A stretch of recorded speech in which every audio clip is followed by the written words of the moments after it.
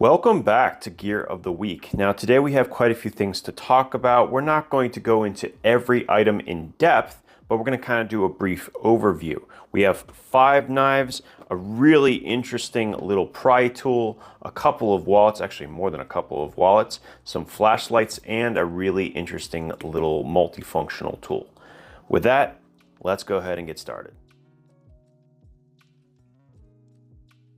Now we're going to start by taking a look at 2 knives from a company called Miguron.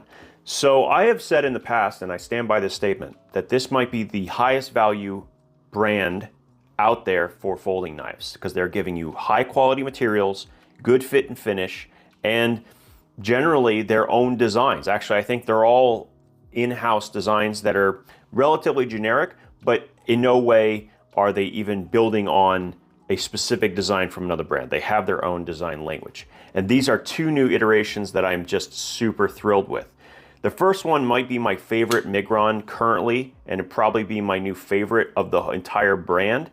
I said in my last video when I covered this company that they needed something with a sheep's foot or Wharncliffe blade shape. Well, here we are. We have exactly that, and they gave me even more than I hoped for. A really good forward finger choil, multiple ways to deploy it, excellent jimping, 14C28N blade steel, which is one of the best budget blade steels out there, G10 handle scales that are all nicely contoured, and a milled titanium pocket clip. And then to boot everything else, just perfect TA construction all the way around.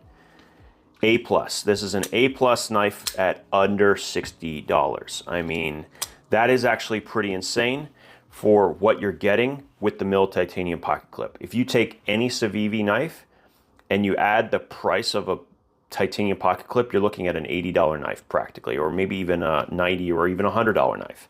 These are all coming in so far below that. They are really quite good. And in addition to that, they have that minimal branding look that I love so much. I like that minimal branding, very, very little to nothing stated here, just like the blade steel right there, and then the emblem, and that is it. I love that about these knives. They also came out with a smaller version of the Verona. I don't know exactly what the naming is for this, but let me show you the difference with the larger variation. So they say this is 3.75. It is absolutely not a 3.75-inch blade. It's more like a 4 1/4. Yeah, it's a huge folding knife. This thing runs about $53. G10, milled titanium pocket clip, steel liners. Yeah, it's really good. And the fuller lets you reverse flick the thing. It even has a crown spine, 14C28. Yeah, it's ridiculous. Very good value, but it's a big knife. Like, it's a huge knife, actually. And even this is, I want to be clear, this is not a small knife. That's a 3.5-inch blade, and this thing dwarfs it. So I think for most people, the smaller size is going to make more sense. I will state one thing that's much better and one thing that's not quite as good. And the first thing is, you notice that there's a lot of overhang here for the liner. Like the G10 scales don't really cover the whole thing, and I felt that's not quite as comfortable. Whereas if you look with the new design, not only is it more coverage, but they've fully contoured the liners. The actual curvature, it makes it very comfortable in hand. There's only one ergonomic kind of oomph. It's right here. When you shrink something down, sometimes it doesn't translate as well. And just this just needed to be rounded just a little bit more because it just kind of bites right into the middle of my finger just slightly.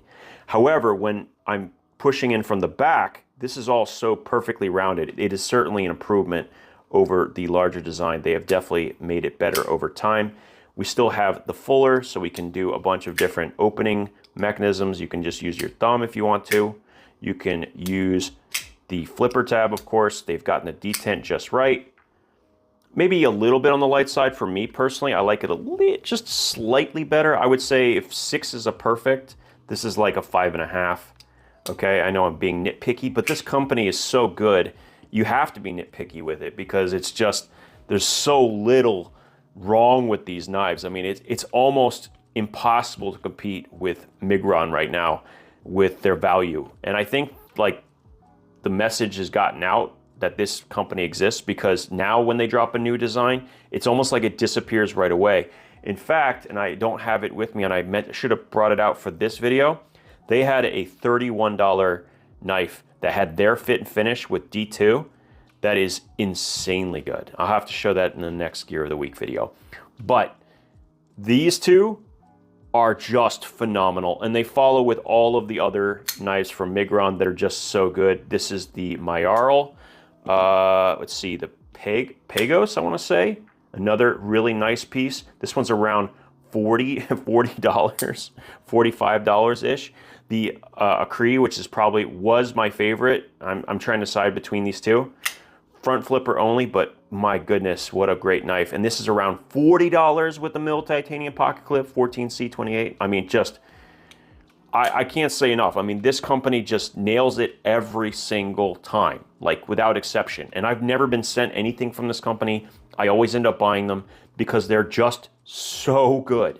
They're the metric in which you can use to judge so many other budget brands out there, and they nail it every single time. Not much more to say. If you want a really good knife under 60 that will completely spoil you, get a Miguron. It will absolutely blow your mind. Kizer has some really exciting knives coming out for 2024, and we're going to go over them one at a time. So I have 3 models right here, starting with the Cryptid. So this is more of a budget-oriented knife, and I love the materials that they tend to use over at Kizer. I'm always know that it's going to be delivered in a nice package that works really well. And micarta tends to be some of my favorite of any of the knife brands. So this model, which is a relatively small blade with sort of a Wharncliffe blade shape, is incredibly comfortable in hand. Like, I was shocked at just how comfortable this knife actually is. And it's the kind of shape that is really practical from a daily carry standpoint. It has a button lock, so it's basically going to be as useful whether you're left or right-handed. I never have any problems. In some ways, I kind of like the left-hand use of it. A little bit different. It's just you use the pointer finger instead of your thumb. And it has the ability to reverse the clip, so you're set in that regard. It also has 154 cm blade steel, which is a great blade steel. It's like one of the best all-around steels out there, just touching the budget category, but also hitting the mid-range kind of at the same time. So I would group this with the top budget steels and just like the entry-level mid-range, and this is a great offering from them. I think that what I really like about it, though, is the way it feels in hand with the choke-up position. It just feels very, very comfortable. I feel like I could use it for a really long time and never have any issues. It has really good action, open and close. The button is great, good detent. Yeah, not much more to say. They've done a pretty good job with the button here. It locks up at around, I would say, 40%, maybe 35, 40% on that. It did actually pass the spine whack test. I know a lot of people ask nowadays. Yes, it does pass that, but I think most companies have ironed out their geometries when it comes to button locks, and so we don't see problems with them as much anymore. So I still test it, but no, this is great. This is a great knife, in fact. I really, really like this design, and I think that if you get it, you'll probably enjoy it. You'll know right away, though, if it's something that you want, because it has distinct design language. So the next one we're going to talk about is going to be the Gavel. I'm sorry, I'm looking up the names. I'm trying to remember what they are. And this is an interesting knife. So let me talk about what I really like and what I'm not super keen on. So first of all, I love the feel and the weight. Because it has that brass bolster, it is very hefty in nature, and I kind of like that, to be honest. I really like the mill titanium pocket clip and the way they've implemented it. And I also really like this blade shape. Like, I really, really do. I think it looks really nice. The handle is incredibly comfortable. All of that is great. I'm just not sold on how minimalistic the access is to this flipper tab. Like, I struggled. I kind of slip off it more often than I'd like. And so for that reason, I would have liked them to just change it so that I maybe just angle just a little bit more so that I had the ability to get in there a little bit more. Maybe just cut this corner so I can actually press down from that front side. Either way, I just feel like it just doesn't have quite enough traction. The detent's perfect, so I'm not really worried about that. It's mostly, can you use the flipper tab? That's the real question with this knife. And I think it's right there. It's like, it's good enough to pass for sure, and I'm okay with it, but it's not the easiest thing in the world. And I think if you're trying to do it quickly, I think you might slip off it a few times. And maybe that is something that matters to you, but I will tell you, this is a really nice little package. So this one is also in 154 cm. As I stated, a really good mid-range steel. It's really nice to sharpen. It's a great steel to practice on. And this is a kind of a cool mid-range knife. So somewhere in that, just above that budget category. I do like the unique design of the flipper. I just feel like it needed a little bit more access than it actually has. And so the last one we're going to talk about is going to be the Veritas. And this might actually be my favorite knife on the entire table. Oh my goodness. First of all, I thought it was an aluminum handle at first because of how light it was. I didn't expect the titanium handled knife to be this light, and when you look inside, you could see just how aggressively they have milled and removed material.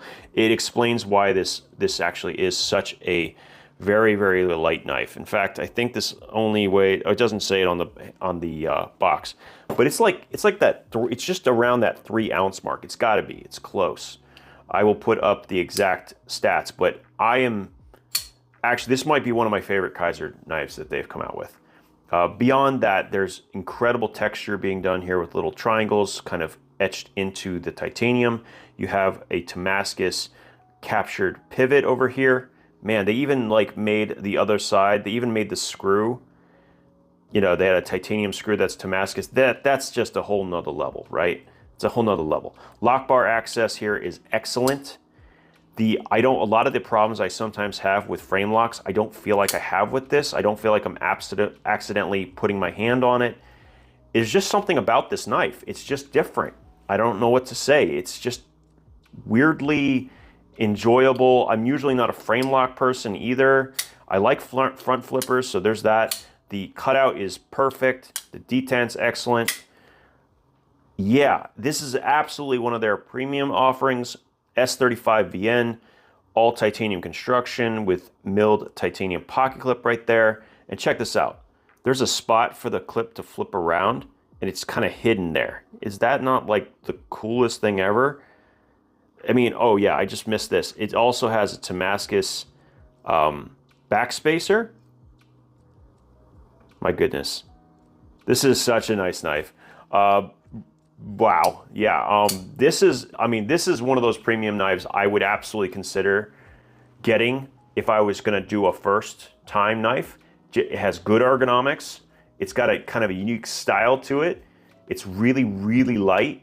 It's got decent traction. A lot of times the titanium handles don't have great traction. This actually has good traction, but not overly aggressive.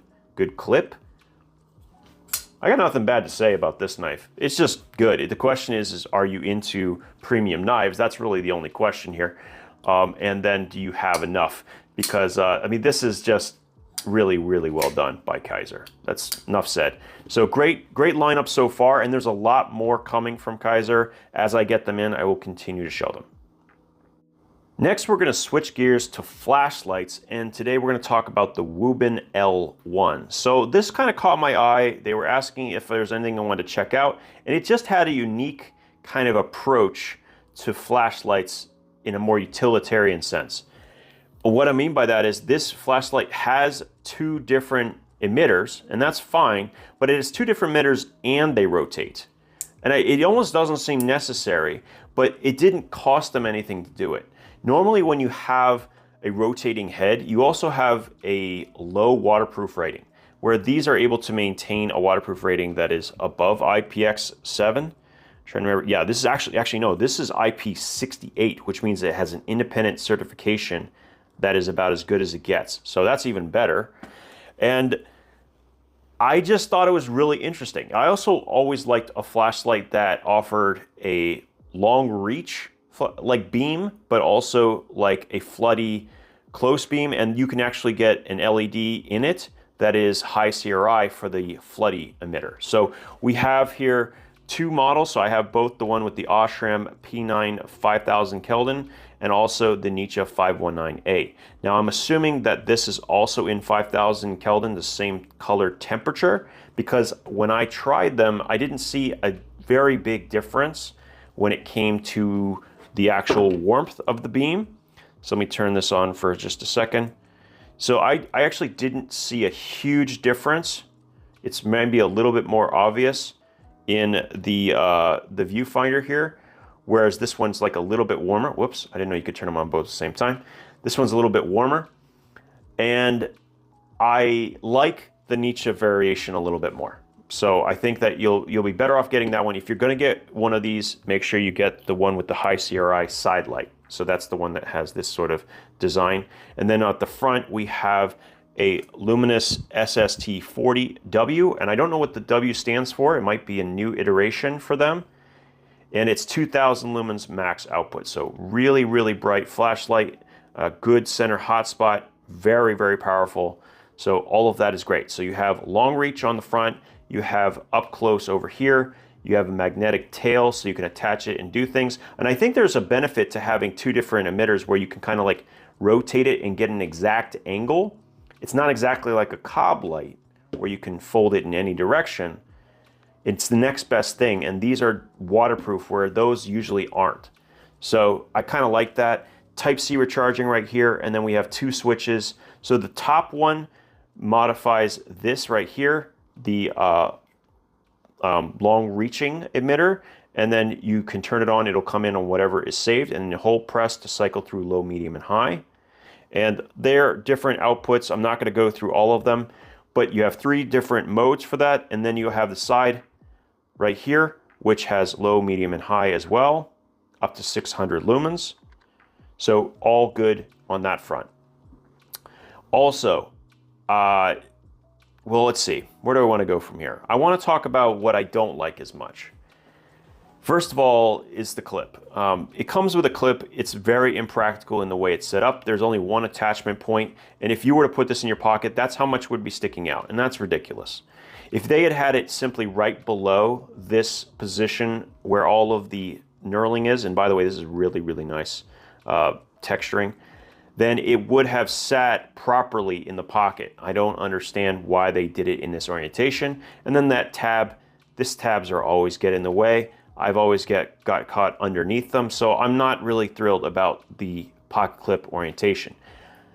That being said, this does come with a holster, and I think this is more practically used for a bag flashlight or a home flashlight for different instances because it's a larger flashlight. This is using a 21700, which is a very, very large battery, 4800, sorry, milliamp hours of power, which is a little bit lower than some of the other 21700s I've seen in flashlights. So I think that's interesting.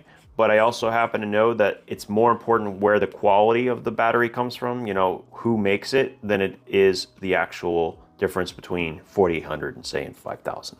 You're probably not going to notice that much of a difference. And this also depends on how well they've combined the two things in the flashlight itself. So I'm going to play with this a little bit more. I really like the different styles you can set it up. It is interesting that the button kind of follows the each emitter. And I think that the fact that they were able to have that mechanism without any drop in waterproofing is very, very impressive to me. And it's not just an internal certification. An IP rating means that it's been independently confirmed to be waterproof up to 2 meters. So that's really, really good. I'm not sure who this light is for, to be honest. Because it doesn't have a very effective pocket clip, it would be a very good vehicle flashlight, right? Because you can mount it onto a bunch of things and you can change the angle to get exactly the direction you want. It also has a very large battery, so it's going to last for a long time. Overall, I'm pleased with the design, except for that one little problem. It really just matters how you're going to use it. I don't think this is something you carry with you. It's either going to fit in a bag of some sort or in a car, vehicle, something along those lines. Let me know though, would you use this flashlight? And if you would, where would you keep it? I'm always interested to know where people use these different types of flashlights in their daily lives. Now, I tend to browse Amazon kind of just in a general sense to see if there's something new that came out that I wasn't expecting.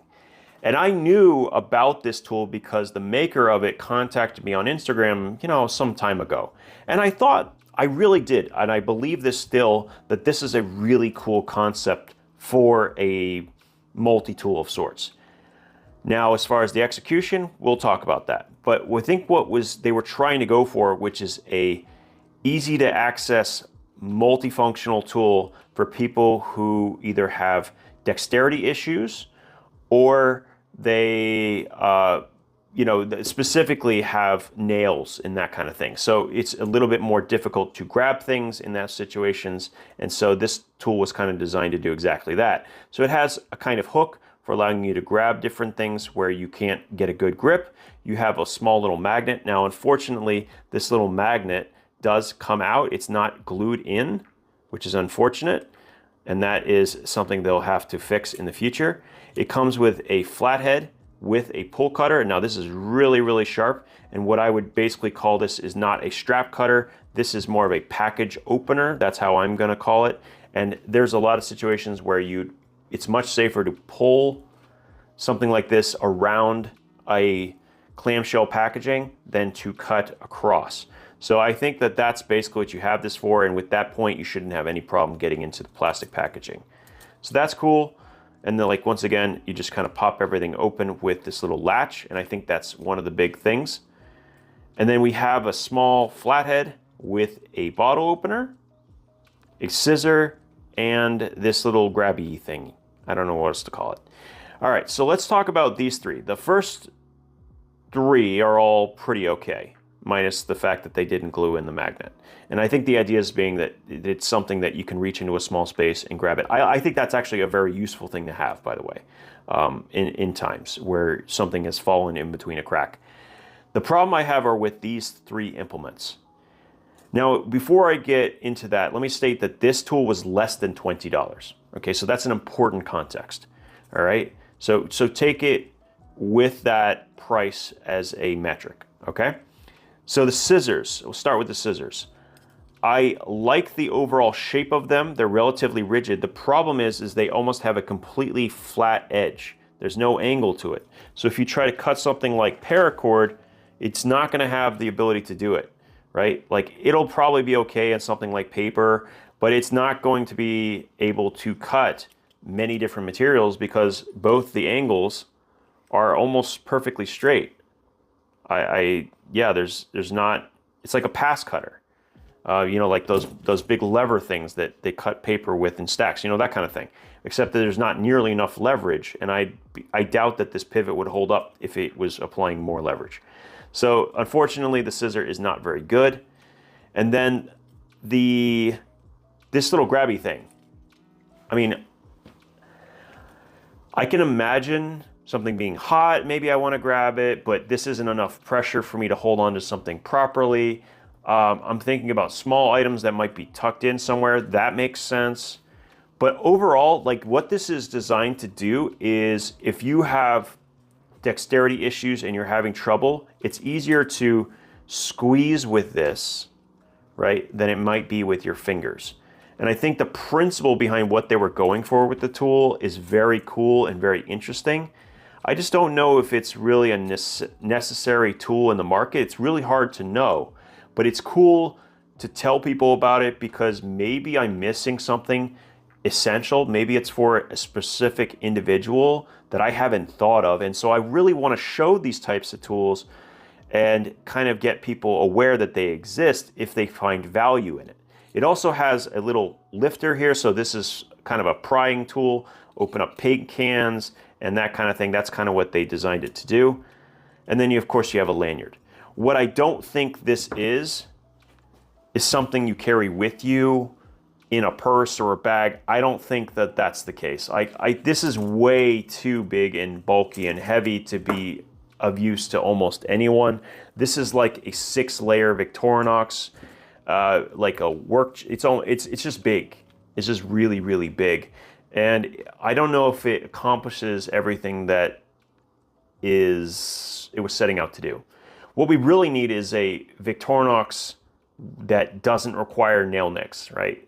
That has like the pliers and that kind of thing, which do have additional leverage. I think that this is really cool that someone was able to put this idea together and get it made, and now it's available. So good on them for trying something new. This is something different, and I like different. I think different can spark new ideas and new directions, and this is a great example of exactly that. So I was browsing Amazon, as I tend to do, and I found this little hidden gem under the category of multi-tools that have just come out recently. Now, first of all, as a prying tool, this actually has a really good setup for the angle. This is a really good angled approach for a pry tool. It also has an edge that's not too thin, so it's not going to shear off, and it's not split, which is good because titanium is a little bit more brittle than steel is. It has a not a milled titanium pocket clip. It has a titanium pocket clip, and it has this thing on the back, and this is really what caught my eye. I had never seen anything like it.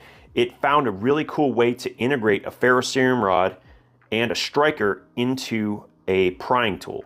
So you push this down and slide this out, and you have a small ferrocerium rod with this little attachment that's like it's like a bronzed titanium little thing with this little slot, and then you can actually strike the ferrocerium rod right here. Now I'm not going to show you, but trust me, I tested it. It does in fact work. I am really impressed with the way they have done this. Nothing rattles, nothing shakes, and this thing was coming in when I purchased it, I want to be clear about this, under $30. So yeah, I couldn't pass it up. It was just a really interesting piece. So if you like these kind of unique tools, maybe you check it out. Either way, I've never seen a outdoor-centric prying tool, and I could see a couple of instances where I might want to use an object that could pry things apart in the outdoors, right? Like you need to use a wedge, okay, got a wedge right here, boom. And I would not be gentle with this. I would absolutely use it like any wedge out there, and I would pry things open, you know, whatever it is. So I think that's really, really cool. You let me know what you think down in the comments. I want to talk about Trayvax for just a second, and I really like this company. I don't talk about them very much. Actually, I can't remember the last time I did, in fact. And it's because I like their philosophy, I like all their stuff, but it just doesn't really work very well for me. There are, however, a few items that are so good that I adore them, and I think people should know about them. The first one is the original 2.0 wallet. So I have tried every variation of a Trayvax wallet. And man, do they have some passionate people when it comes to consumers. Like they're the people who love, like, say, the Ascent wallet, they love it. They don't like it, they love it. And it's interesting to me. But I've tried them all, and none of them are as good, in my opinion, as the original 2.0. So first of all, it can be expanded to like any size practically. I mean, you can have like 30 cards in here, and it's going to stack all those up, and you're still going to be able to access them one-handed and, you know, fan them out in a nice way. So what I like about this wallet is that it actually has a really, really secure setup. So when the cards are inside, this then folds over, kind of locks into this little curved piece of metal, and nothing is going anywhere. I mean, you can throw this all over the place. You can hang this from a carabiner. It doesn't matter. The cards are never coming out. And as long as you keep the chip under this metal plate, it's going to be RFID blocking for those that care about it. It has an excellent money clip, like an actual good money clip with proper spring back. And it has a little added bonus of a bottle opener right here and a prying tool. I like this design quite a bit. I also like that you have the customization capability by replacing this paracord with any other color that you want, right? You could definitely change it up. It comes in G10 as well as this steel here, and it's a pretty reasonable price for a USA made product that is just going to last and last and last and last. This will easily give you 30 years without question. And they actually guarantee it for 65. So 65-year, what they call heirloom warranty. is what they're calling it, and they have a great warranty on their products. I definitely think this is one worth checking out, and it's partially because I found that it's one of their only wallets that I can actually use one-handed if I needed to. Like most of their wallets, I can't really do that, but I can do it with this one, and it's easy enough to manipulate comparatively and to almost anything else. I just think that this worked better than, say, the Summit wallet, which the moment you take one card out, just everything basically falls out of the thing. And the larger ones are just kind of a hassle to get access to the cards. I just didn't feel like this was the case with the original 2.0, and it's definitely my favorite of all of their wallets. So I don't think this is actually sold on Amazon. You're gonna have to go to Trayvax itself. What is also kind of neat is when you buy a wallet like this, or actually most products, they will actually give you a Summit wallet kind of included, which is really neat. And you can then gift that to someone else, which I do think the Summit wallet is solid, but it's not my favorite. The original 2.0 is absolutely excellent. And if we were doing like a brand face-off, this would represent Trayvax for me in that competition, because I just think this thing is really, really good. Now we're gonna continue down the wallet train and talk about a company called Hide and Drink.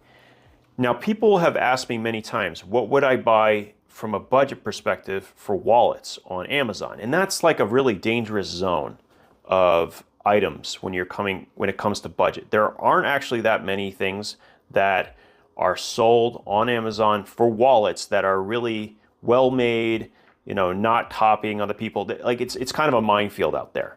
But I did find that Hide and Drink, this company right here, they make some great stuff. And the cool thing is that it's actually made mostly in Central America. So we have, this one's made in Guatemala, and actually I have a couple that are made in Guatemala, so each one has who made it, so Leo and then Anna over here. And these are really quite nice for the price points. And when we're talking price points, these are mostly going to be less than $20. That's saying something for what is a nice leather wallet, which will get an excellent patina. Now, I think these are mostly chrome tanned leather, so it's not the highest quality leather in the world. It's not, you know, necessarily going to be the finest stitching in the world. Most of these, I think, are actually machine stitched. But is it a decent wallet that I can recommend under that $20 to $30 price point and still feel okay about it? Absolutely. And I think that these are reasonable for sure. So I definitely like these designs. There's a bunch of different ones, and when I say a bunch, I mean hundreds of different products made from this company, Hide and Drink. You should know that they exist. And before you go buy something that is made of pleather in, you know, some factory out in nowhere land, maybe you want to consider something actually made in leather that is from Central America. And these are actually pretty solid, I have to say. I bought this one as sort of a potential front pocket organizer, not necessarily as a wallet. And all of them were kind of set up to be part of future budget videos, you know, budget-oriented videos. And this one right here, I think is probably my favorite of the design for wallets, because you can use bifolded cash, a slot for cards right here. And it kind of reminds me of some of my favorite designs, like the Bruce from EDC Gear and others. It just has that same sort of style that I've become very accustomed to and really enjoy.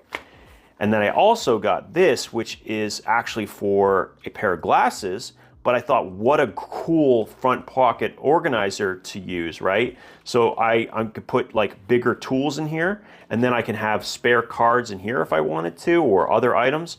And now I have sort of a front pocket organizer, but it was really originally made as a glasses case. These are all really cool, and I probably will use them from time to time. I will be using them in videos. They're just acceptable to me. Now, I generally am, when it comes to leather goods, I believe you should buy from wherever you live. So if you live in Guatemala, buy a Guatemalan wallet, right? If you live in America, buy an American wallet. If you live in Venezuela, you buy a Venezuelan wallet. If you live in, you know, Indonesia, you buy an Indonesian wallet. Whatever it happens to be, I believe that it's nice to be able to carry something from where you are, even more local than that if possible, because it adds an additional story, an additional feel to the whole experience. It's nice to carry something that reminds you of a place that you care about. That's just kind of how, like, leather wallets are different. I treat them differently than I do, you know, solid wallets like this that are more industrial in design, more functional in design. So these are great as a starter, and especially if you're giving them as gifts, I think you can find a design that's going to be appealing. So start there. This is a good place to start when it comes to budget wallets on Amazon. And here we go, everything we talked about today on this episode of Gear of the Week. Now there's a whole bunch of these, by the way. I put a playlist down in the description below. I hope you enjoy and find something of use. Let me know which one you think I should make a full-length video of. As always, thank you for your time, and we'll talk again soon.